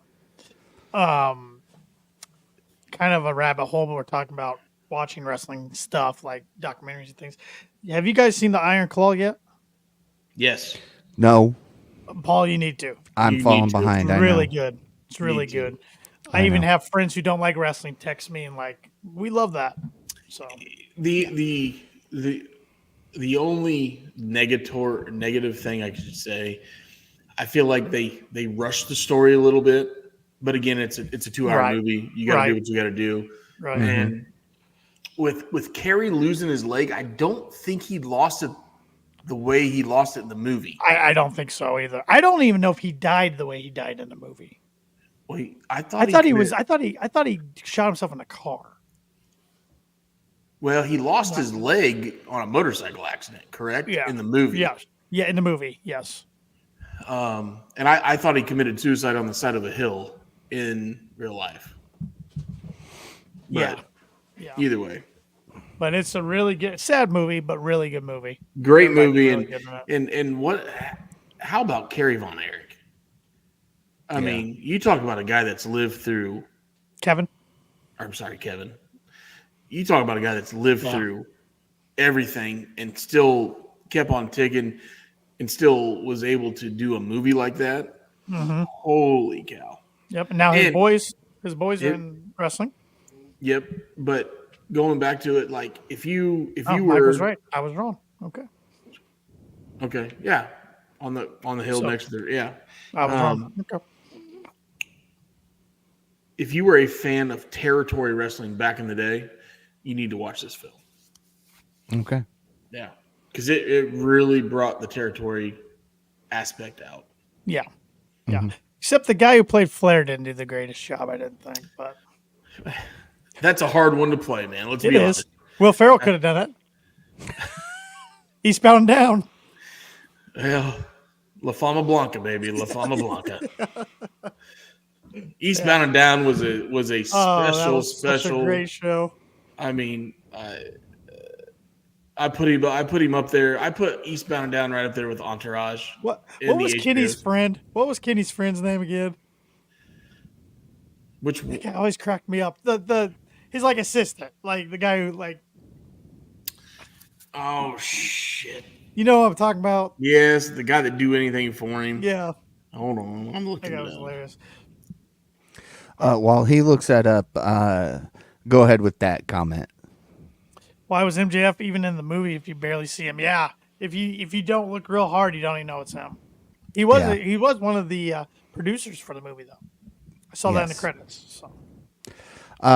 I want to give a shout out to our friend over on Twitter, X, whatever you want to call it, AEW Metrics, Yes. running a fantasy league again. And I want to point something out here, Tanner. You may be the KOP predictions champion. But as I'm looking at the weekly total for April 8th to the 14th, I see my name at 5. I don't see your name anywhere on this list for the weekly totals. I mean, you're not there. And then I go over to the season total. I find Tanner Lee 9-2. I do believe that's you. At number 29. And then up from number 44 last week. This gentleman was at number 44. This gentleman is now at 21 this week. At Paul Zartman 921. Well, we'll see what happens after the transaction period. That's all I gotta say. My roster's getting shaken up a little bit. So.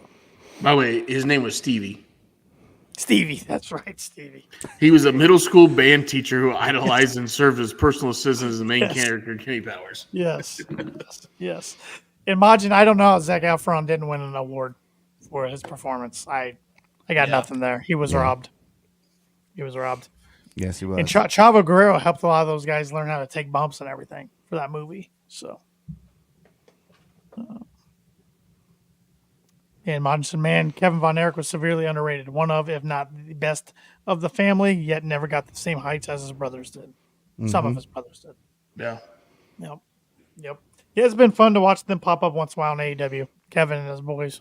But That's yeah, been cool. if anybody hadn't seen that movie, it's worth even let's put it this way. My wife, not a fan of professional wrestling, Same here, mine too.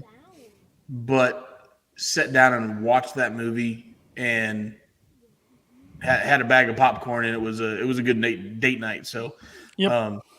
highly recommend that movie. It Yeah. got my wife's Yeah. attention enough after the movie. She was Googling more about the Von Erichs to learn more about them. So, yeah, it did its job, did its purpose, served its purpose. So, yeah, any other AEW news? I mean, what was your guys' show of the week, I guess? We did do a rating for Dynamite, but what was your show of the week? And Superstar of the week.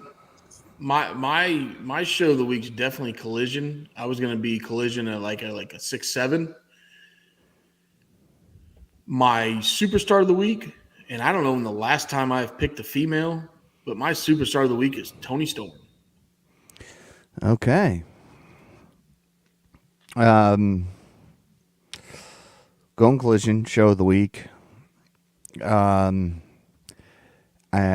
man, I don't know. I'm trying to think who I want. You could easily go so many people, but you know, I'm gonna be the rolled the wrong way there. The mark. I'm gonna go Dustin. Okay. I like that. Duke can still go. Duke Yeah. can still go. Do we want to run in to give his before you give yours, Tanner, or you want to go ahead and give yours? Sure. He can come in. Run in. Show of the week, superstar of the week. Mic adjustment. Get up to the mic. Then that can be it. That's fine. I don't care what any of you guys say. Dynamite. All right. Superstar of the week. Let's see. Superstar of the week. Don't steal mine. Don't you do it. Do it. Steal it. Steal Tanner's. You're too short. The mic keeps dropping. Superstar of the week. Who you got? I'm trying to think. First one that comes to mind. I'm going with this face. You can't pick Adam I Cole just because he's your know. favorite. Adam Copeland. Come on. I'm Steal agreeing it. with my father. Dustin. Dustin? Okay. He didn't Okay. steal mine. He didn't steal mine. Okay. He didn't You're I'm steal surprised you didn't go with the guy on your blanket here. That's what I'm going with. Adam Copeland. Thank God he didn't, because I didn't have any- I tried to say. Well, he didn't have the headphones on. He couldn't hear me. He couldn't hear me say that. I said Adam Copeland. I'm going with Adam Copeland. Oh, I had you. I had you for Adam Copeland, and He did. your dad was selfish and didn't put the headphones on you, and it correct. ruined it. You would have ruined Tanner's, and we would have won. Yep. Yep. My show's Collision rating, so I went 6.7 for Dynamite. I'll go 7.2 for Collision. So one of my lower shows, but it was good. Can I change my answer? You want to change it? Change it. Go for it. I'm sorry, father. The radar superstar. Adam Copeland. Well, all right. So let me see if I have another one on the list here. Hey, at least he apologized to his dad first. Yeah, I did. That's At least right. at least he's got good manners. manners. He apologized to his dad first. Yeah. Yeah. Yeah. Yeah. And Man. he stole Tanner's. It's even better. Well, it's not Chris Jericho. I know that much. Oh, you look a lot like him. Sorry. You know, I'll go Penta then. I'll do the same match because I thought Penta was good. So Penta's always good. I'd like to see what's Penta's real true win-loss record. he's taking a lot more L's than he should. He should. I know. So But is it because back he won the world championship in Impact, and Right. it was a good. I back in that day I didn't watch a lot of it, but you think it's because he doesn't have that good of he can't speak that good of English? probably. Is that what's holding him back? Probably. Mike says, no fear. Sorry, can't type in Spanish. He also says, and this is for you, Paul, he said that Cletus Farmer guy should be in AEW. He should. He said, sorry, Tanner, I'm excited. Paul knows why.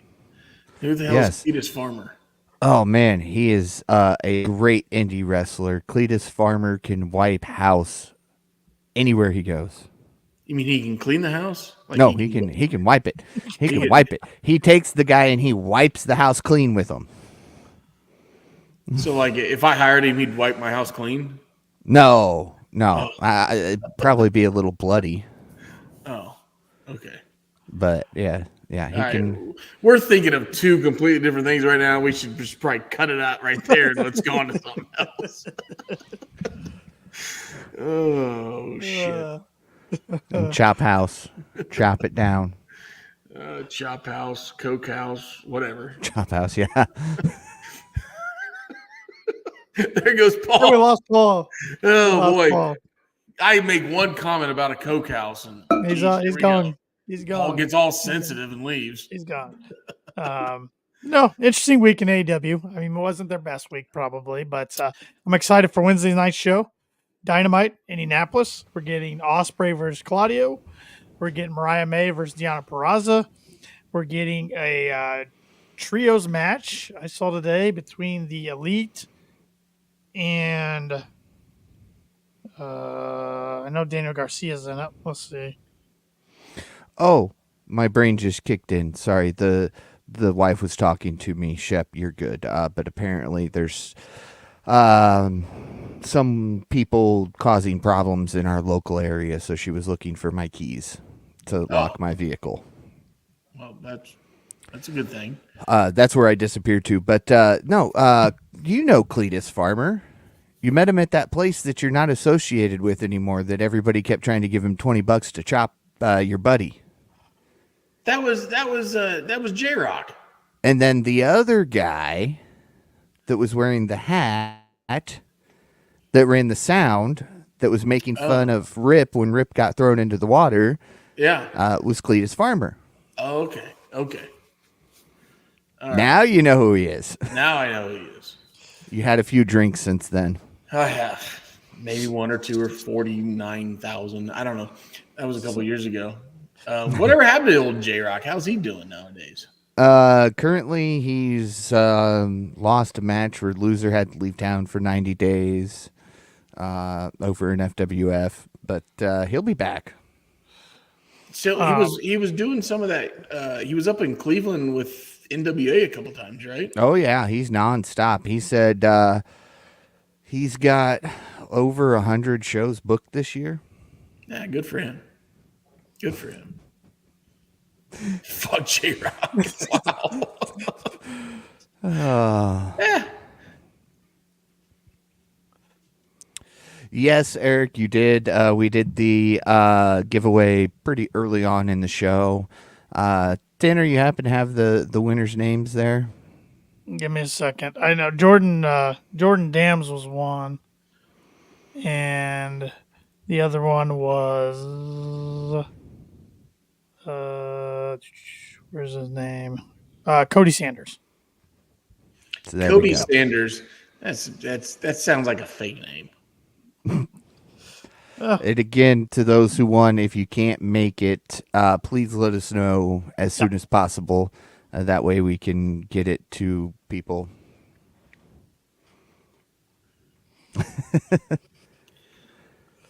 I thought J-Rock took it easy on the chop. Just to let you know. And right. Also the rest of the card for Wednesday before I forget. So we got the Elite versus Pac, Daniel Garcia and Penta. That'll be fun. Yeah. We get, like I already said, we get Will versus Claudio. We get Mariah May versus Gianna Peraza. We're also going to hear from Swerve. Going to hear from Joe. And we get a mixed tag match between with Copeland and Willow versus Julia Hart and Brody King. I had to think there for a second. And then we also get Taz brokers a meeting with Jericho and Hook. Mm-hmm. So here's my question to you, Tanner. Are we going to count this as 2 women's matches on Dynamite? Sure. Yeah, why not? Yeah. All right. So there you go, Tanner. See, Tony Khan's still listening to us. Yes. So if you see KOP, we will be in the house. So if you're attending Dynamite, come say hi. We'd love to meet you.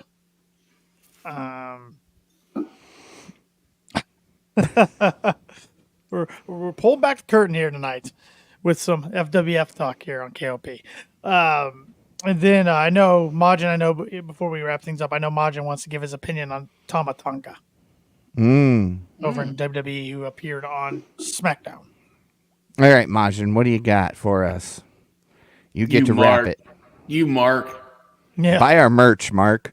Yeah. You know, while we're waiting on Majin to type out his opinion here, he's always telling everybody else to buy KOP merch, but I don't think Majin has any. Not that I know of. Wait a minute. Wait. Does KOP ship that shit up north? Hey, the company that works with us does. So, yeah.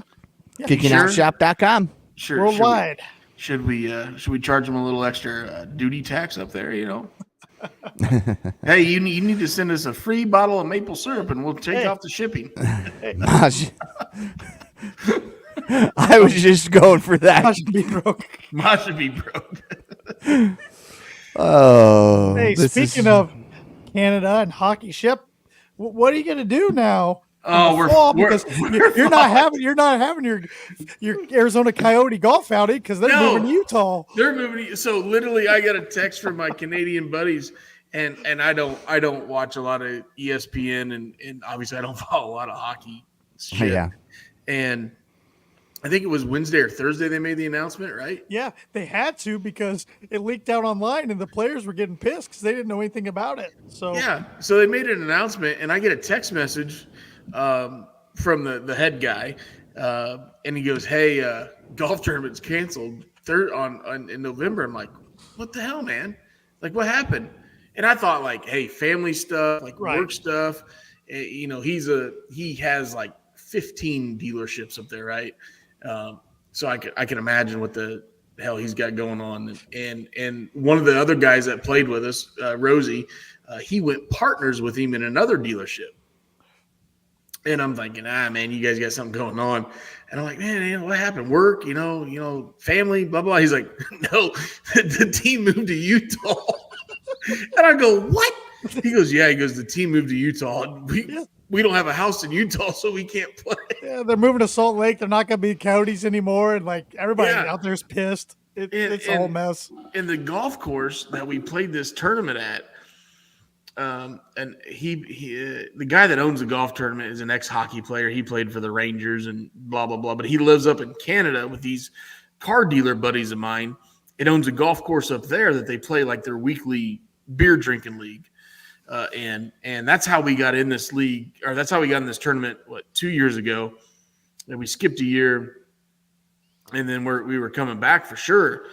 And I was pumped for it. We already had talked about it like 2 months ago. We were in, like the same 5 guys, got the same house, blah, blah, blah. We're ready to rock. And I'm just like, I mean, you know what? You had to see it coming because when we were out there, the Coyotes were playing in an arena that hold like 2,500 people. It was the college arena. They didn't even have their own freaking arena. So, well, unfortunately, me and Marty McSwirly are not going to have our damn moment. Yeah, so we got a comment here on Facebook from Logan Zartman. I think his dad needs to buy him some KOP merch. There, he's got KOP merch. Imagine if the Jets beat the Avs in the series, I'll buy you a piece of KOP merch. There you go. Who?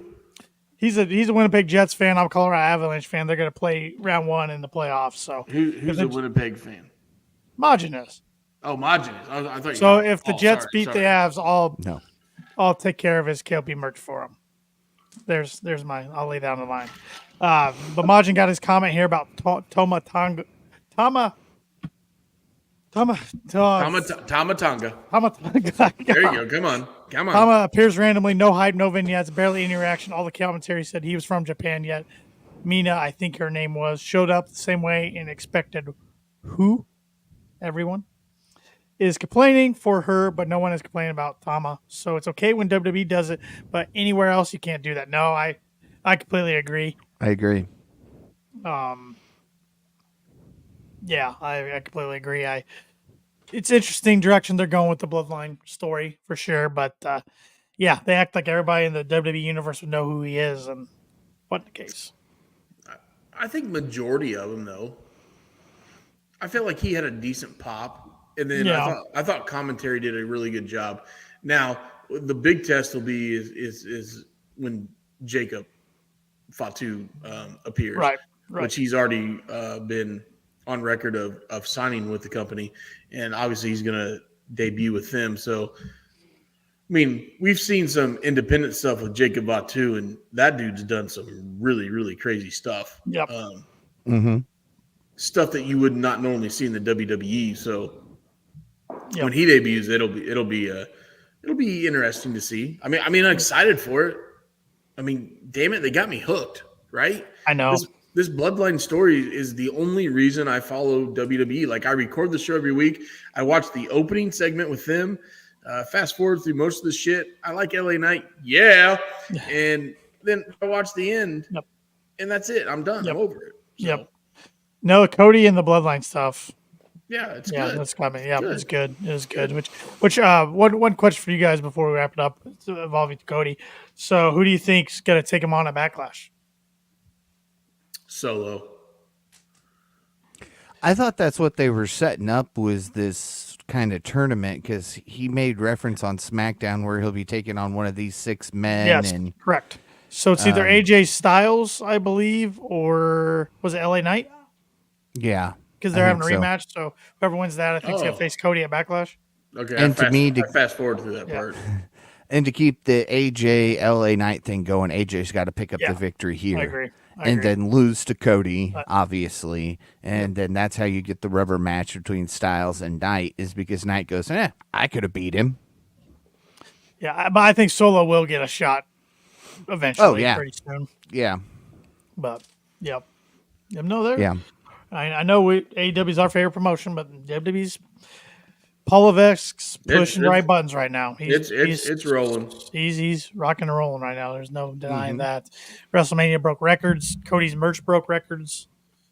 What Cody had, his merch alone sold over $1 million that weekend. Crazy. Yeah. Crazy. And did you see? I think I sent this guy to you. Do you see the guy that had the Instagram page where he was doing the hand painted Nike shoes? I think it was Elam somebody. I think I sent it to you guys, where he had the high top shoes. Well, he came out with the low top shoes. He said, since Cody won, I will do a low top version of the shoe. And they're like the Nike Air Force Ones. Mm-hmm. So anybody check that dude out. Buy his shit. It was really good. Let me look it up. I'm gonna give him a plug. Yep. I don't care. No free plugs, right? No, we can plug, just no free ads, because those certain vodka companies out there don't want to respond to us. Elam Bowman. I can't pronounce his Twitter handle. Eccentric art. Eccentric art. But yeah, he has the. I'm gonna try to show these. I don't know. It looks awful in my camera. That does not look appropriate at all. It looks just white out. Yeah. There, how about that? Look better? Look better? No, look better. Anyways, check him out. At Eccentric Art. Elon Bowman. He has some crazy hand painted shoes. He has some Bloodline. No, I'm sorry. He has some Finn Balor shoes, but he does these hand painted Nike shoes and a lot of wrestling themes, and they were awesome. So check him out. He had a Sting high top Nike shoe when Sting debuted for AEW. So yeah. Maj, I'm not bringing that comment up. I'm just laughing, but I'm not bringing that comment up. Hold on, I haven't looked. I'm not bringing that comment up. That's wow. Nothing. Shep, can Your you see the little eyes comments? Cannot see that. I just looked. Is he talking about the picture I was just trying to show you on the phone? Yes. Yeah. When I said it didn't look right. Yeah. Well. Hey, good for you, Maj. Good for you. Good for you. Good for you. Obviously, if it hit the bedspread, you got shitty aim, my friend. Yeah. Rosie. Yeah. That might be a good wrapping point. That is the fantastic wrapping point, because we were gracious enough to receive a overrun. We don't want to abuse it and lose our overrun privileges in the future. So with that being said, I think it's time to say, be sure to follow the Kicking Out Podcast on all social media at Kicking Out Pod. Listen to the Kicking Out Podcast wherever it is you listen to your podcast, and be sure to leave us that 5-star rating, especially if it's on Apple Podcasts, because we are 5-star KOP. Check out kickingOutShop.com. It's your place to go for a bunch of great merchandise, support a great podcast, and look fantastic doing so. Buy the merch, you fucking marks. Majin's going to go buy some now. Be sure to follow the KOP Predictions Champion at TannerLead92. Follow Austin Shepard at TheShep27. Follow myself at Paul Zartman921. And with that, for Tanner Lee and Austin Shepard, I'm Paul Zartman. Join us again next week as we kick out yet another podcast.